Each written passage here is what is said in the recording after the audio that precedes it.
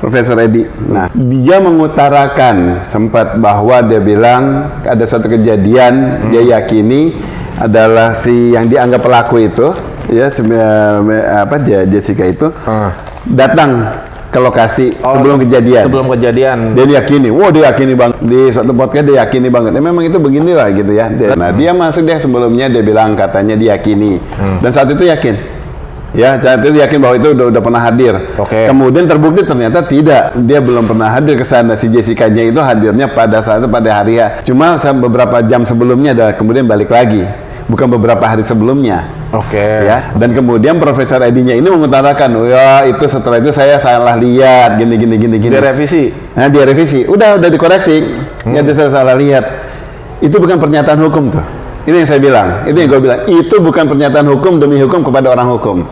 Nah, kalau dia sebagai orang hukum ngomong demi hukum dan kepada orang hukum, nggak ada kata-kata saya kira, nggak ada kepake kayak saya kira, nggak boleh saya kira.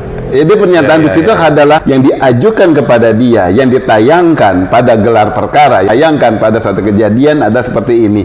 Berarti ada orang yang melaporkan kejadian pada tanggal sekian jam sekian dia sudah datang.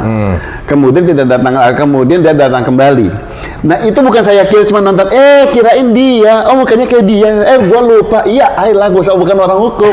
Itu profesor gaya gitu, bukan pemikiran orang hukum. Tetapi kalau dia tidak menyaksikan dan dia di sana sebagai saksi ahli misalnya, kemudian mungkin yang memberatkan ataupun meringankan, saat dia menyatakan dia dari situ pakai saya kira, gugur tuh. Harusnya nggak boleh saya yakini kayak gitu, saya kiranya itu nggak benar. Karena tidak ada pengutaran kayak gitu dan kemudian hal-hal itu biasanya terjadi pada gelar perkara. Ini profesor dan kemudian ngomong di publik lain kalau dia nggak yakin, kenapa sih? Emang nggak boleh ya seorang profesor bilang saya nggak tahu? Jangan saya kira, lebih baik kalau nggak ingin tahu jangan pakai saya kira, saya tidak tahu. Selesai. Kalau dia saya kira dia sudah mulai berpihak. Itu yang gue bilang, gue tidak akan melakukan hal yang kayak gitu. Jadilah saksi ahli, jangan ahli bersaksi.